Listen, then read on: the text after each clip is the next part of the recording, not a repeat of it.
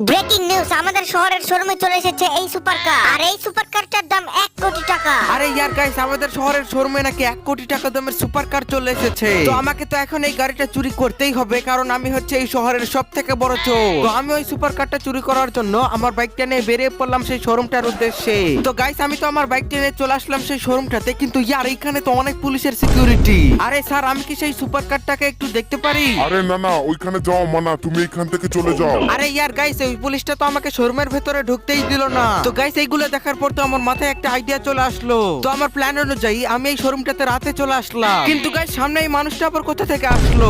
এই কি রে, তুই কোথায় যাচ্ছিস? আরে ভাই, তুমি আমাকে সামনে যেতে দাও, আমি তোমাকে কিছু টাকা দিচ্ছি। আরে না না, আমি টাকা নেব না। তুই শুধু সবাইকে ভিডিওতে লাইক করে চ্যানেলটাকে সাবস্ক্রাইব করতে বল, তাহলে আমি তোকে যেতে দেব।